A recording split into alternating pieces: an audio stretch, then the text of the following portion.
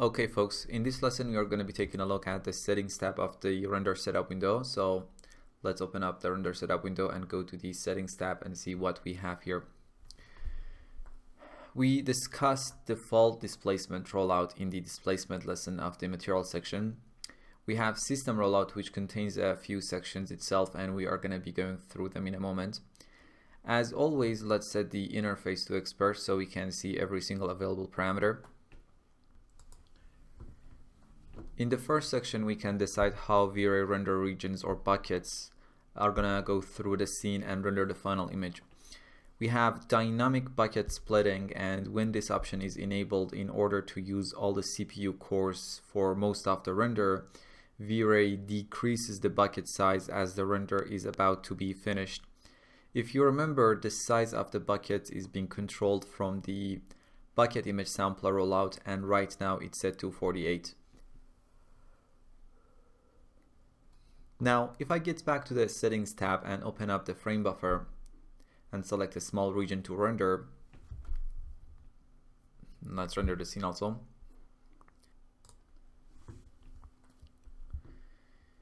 You can see when the dynamic splitting is turned on, and as we get closer to the completion of the render, the buckets are getting smaller and smaller, and this way all the CPU cores will be utilized all the time. But if I disable dynamic splitting and render the scene, the bucket size will be fixed at all times. Generally speaking, having dynamic splitting enabled is gonna speed up your renders a bit. Next, we have sequence, which controls the order in which the buckets are rendered, and the default triangulation sequence is the most optimized one. But we also have top to bottom. And if I disable region render in the frame buffer, you can see the top to bottom order of the buckets. And if I want to reverse the sequence, I can enable reverse bucket sequence down here. Now if I render the scene, the buckets are coming from the bottom part of the image. Let's disable reverse for now. We also have left to right.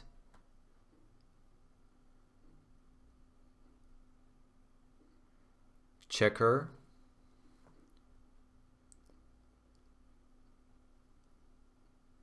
spiral,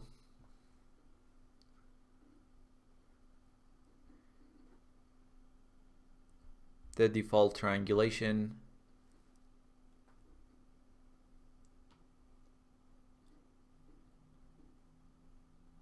and Hilbert curve. For now, let's set it to triangulation. We have division mode. Right now, the render is divided into smaller buckets based on the size of those buckets, which is 48 pixels, right? But if I change the mode to count and in the bucket image sampler rollout, set the bucket count to maybe 2 and render the scene, now we are specifying how many buckets the image is going to be divided to. So right now, if I set the count or size to 1, only one bucket is rendering the entire image, and basically one CPU core will be used. And if I set it to 2, 4 buckets will be used. And if set to 4, 16 buckets will be used. So the square of this value here. Let's set it to 48, and in the system rollout, change the division mode back to size. And now if I decrease the bucket size to, let's say, 16 and render the scene, we are gonna get very small buckets to render the scene. Okay, let's stop the render and set it back to 48 pixels. And get back to the settings tab, and we have previous render, and by default it's set to unchanged, and that means if we start a new render, the previous render will stay in the frame buffer until the new buckets take over the entire image. And we have A bunch of other modes. For example, if I set it to blue and start the render, the previous image in the frame buffer is going to be tinted blue, so you can simply distinguish the previous render from the current one.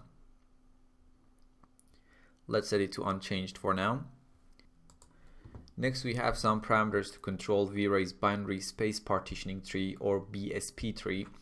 As these parameters are pretty much advanced and you rarely need to touch them, and as I don't think I can explain it better than the chaos group, I'm gonna briefly explain these parameters from V-Ray's guide, and you can find more explanation of these parameters on the official V-Ray guide.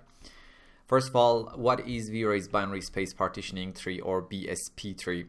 One of the basic operations that V-Ray must perform is ray casting, determining if a given ray intersects any geometry in the scene, and if so, identifying that geometry. We talked about raycasting in our previous sections. Now, the simplest way to implement this would be to test the ray against every single render primitive in the scene or triangle. Obviously, in scenes with thousands or millions of triangles, this is going to be very slow. To speed this process, V-Ray organizes the scene geometry into a special data structure called a binary space partitioning tree. The BSP tree is a hierarchical data structure built by subdividing the scene in two parts, then looking at each of those two parts and subdividing them in turn, if necessary, and so on. Now, those parts are called nodes of the tree. At the top of the hierarchy is the root node, which represents the bounding box of the whole scene. At the bottom of the hierarchy are the leaf nodes. They contain references to actual triangles from the scene. Now let's take a look at the parameters in this section. Dynamic memory limit is the total RAM limit for the dynamic raycasters, which store dynamic geometry like displacement, V-Ray proxy object, and V-Ray first strands, and so on.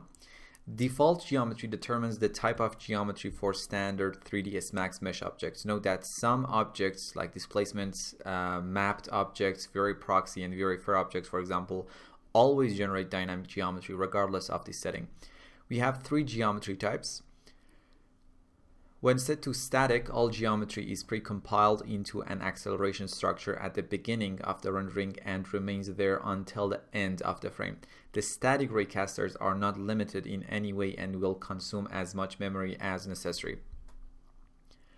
When set to dynamic, geometry is loaded and unloaded on the fly depending on which part of the scene is being rendered. The total memory taken up by the dynamic raycasters can be controlled by the dynamic memory limit parameter up here. And in auto mode, some objects are compiled as static geometry while others as dynamic. V-Ray makes the decision on which type to use based on the phase count for an object and the number of its instances in the scene. Max tree depth is the maximum depth of the tree. Larger values will cause V-Ray to take more memory, but the rendering will be faster up to some critical point. And values beyond that critical point, which is different for every single scene, will start to slow things down. Minimum lift size is the minimum size of a leaf node. We have face level coefficient, which controls the maximum amount of triangles in a leaf node. If this value is lower, rendering will be faster, but the BSP tree will take more memory. We have use Embry, which if enabled, the Intel Embry Raycaster technology will be used, and this can really decrease your render time, and it is on by default. Now let me show you two renders with and without Embry. In the first render, use Embry is disabled and the render time was 1 minute and 46 seconds. And in the second render, use Embry was enabled and the render time was 1 minute and 28 seconds. So you can see how impressively using Embry Raycaster decreases render time. Next, use Embry for motion blur and hair, which determines whether to use Embry in calculating motion blur and hair strands or not. And we have conserve memory. If enabled, Embry will use a more compact method for storing triangles, which might be slightly slower but reduces memory usage. Next, we have the frame stamp section, and if I enable it here and apply it in the V-Ray frame buffer, It gives us this short bar presenting some selective information about the render, like V-Ray version that was used for this render or the render time. You can edit this information, add and remove any bit that you want using the frame stamp section or directly in the frame buffer. You can use insert variable to add different information to the stamp. In this case, let's add something like the date and the time of the render. And if I render the scene again, those information will be included in the frame stamp. And you can delete anything you want from here. Maybe we can delete the date and the time variables that we just added. Simply select and press delete.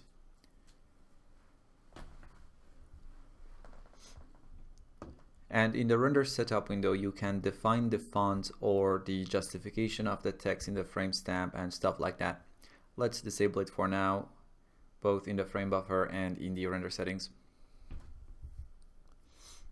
Next, we have distributed rendering, which is the process of computing a single image over several different machines. You can enable this capability here, and using the settings window, add and adjust the machines you want to use in the process. You can find a very detailed guide on how to set up distributed rendering in V-Ray on V-Ray's guide. So I'm going to skip that because it's going to be a long process. Next, we have V-Ray log parameters. When you render your scene, V-Ray writes out different information in a log file that is saved here. And you can define where the file is going to be saved. But we can see the essential part of that information in the V-Ray messages window. If I set the log window mode to always and render the scene, we get this V-Ray messages window containing different information and possible errors and warnings in the render. First, you can define when this window will be shown. You can set it to never, always, only on errors and warnings, or on errors. And using levels, you can determine what kind of messages will be showed in the window. One is, if you set it to 1, only error messages will be shown. If set to 2, error and warning messages will appear. If set to 3, errors, warnings, and informative messages will show. And if set to 4, all the messages will show up.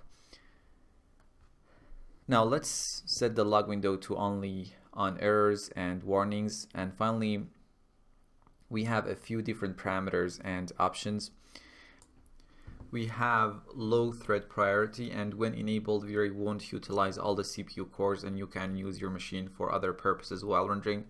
And if disabled, V-Ray utilizes all the cores. We have check for missing file, and when enabled, V-Ray will try to find any missing files in the scene and will put up a dialog listing them if there are any. When optimized atmospheric evaluation is enabled, V-Ray calculates the atmospheric effect like fog first, and if it is opaque enough, the surface behind it won't be evaluated as it won't be seen in the final render anyway. We have shade context in camera space, and if enabled, V-Ray emulates work in camera space by converting the various points and vectors passed to and from other plugins. We have object settings, and you can access this window simply by right-clicking on any object in the scene and choosing V-Ray properties in the menu. We have been discussing most of these parameters throughout the course. Let's take a quick look at the remaining ones. And here you can mostly find per object controls of the motion blur, global illumination, shadows, and object visibilities in different rays. First, let's select any object from the list. On the left side, we have use default motion blur samples, and when enabled, the global samples for motion blur will be applied to the selected object, or you can disable it and define a motion blur sample value specifically for this object using the motion blur samples down here. And you can define motion blur duration specifically for this object. Using velocity channel and multiplier, you can manually specify a map channel to be used as a velocity channel and multiply that information. We can control whether the object generates and receives GIs or not, and by how much. We have GI surface ID, which prevents the blending of light cache samples across different surfaces. especially if two objects have different GI surface IDs, the light cache samples of the two objects will not be blended. We have ray traced SSS ID, and simply the objects with the same SSS ID are going to be using the same illumination sample when using V-Ray Fast SSS2 material and when the multiple scattering mode in that material is set to ray trace. Subdivs multiplier is a multiplier for the subdivisions of all secondary ray tracing down for the selected object. We discussed caustics option in the previous lesson. We have some visibility options to control whether the object is visible or not for the GI reflection and refraction rays. Generate render elements. If disabled, this particular object won't be included in some of the render elements.